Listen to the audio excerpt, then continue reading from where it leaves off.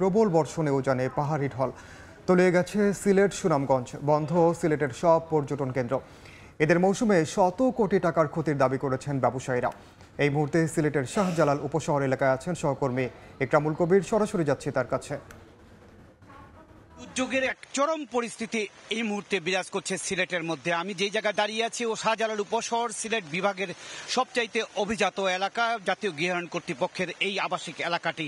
এবং এই এলাকার যেই সড়কটি, প্রধান সড়কটি চলে গেছে, এখান দিয়ে অনেক ব্যবসা প্রতিষ্ঠান রয়েছে বাংলাদেশের এবং দেশের বাইরে নাম করা ব্র্যান্ড সবগুলো এই জায়গাটিতে রয়েছে। এবং এই জায়গার সব নিচতলায় এখন পুরো পানিতে ভরে গিয়েছে। নিচতলার বাসা বাড়িতে যারা ছিলেন বা ব্যবসা প্রতিষ্ঠানগুলো একেবারে দুর্যোগের মধ্যে পড়ে গেছে।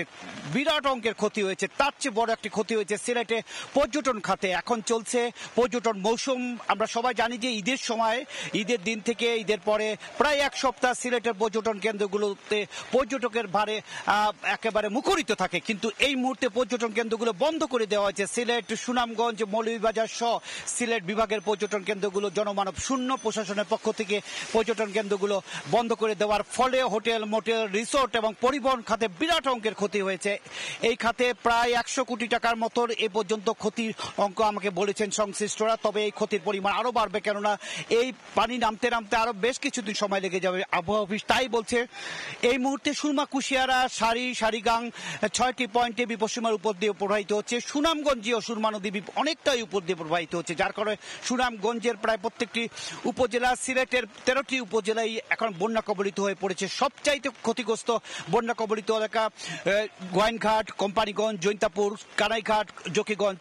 এদিকে বিয়ানীবাজার, গোলাপগঞ্জ আর সদর, সিলেট সদর, বিশ্বনাথ সব উপজেলারই মানুষ পানিবন্দী হয়ে পড়েছে। এই এলাকা সবার ব্যবসা প্রতিষ্ঠান, বাসা বাড়িতে বিরাট একটা ক্ষতি হয়ে গেল এই কয়েকদিনে। এবং এই পানি যে কবে নামবে এখন পর্যন্ত বলা যাচ্ছে না, কারণ আগামী 48 ঘন্টা আবহাওয়া পূর্বাভাসে বলছে ভারী এবং অতি ভারী বৃষ্টি হতে পারে। এর কারণ হচ্ছে গিয়ে অতি ভারী বৃষ্টি এবং উজান থেকে পাহাড়ি ঢলের কারণে সিলেটের বিপর্যয় আরো বাড়বে বলে অভিমত দিয়েছে পানি উন্নয়ন বোর্ড এবং আবহাওয়া অফিস। মোটামুটি এই ছিল পাহাড়ি ঢল এবং অতি বৃষ্টির ফলে যে জলাবদ্ধতা এবং পানি বেড়ে গেছে নদ নদীর, তার সবশেষ খবর। সরাসরি যুক্ত ছিলাম সিলেট।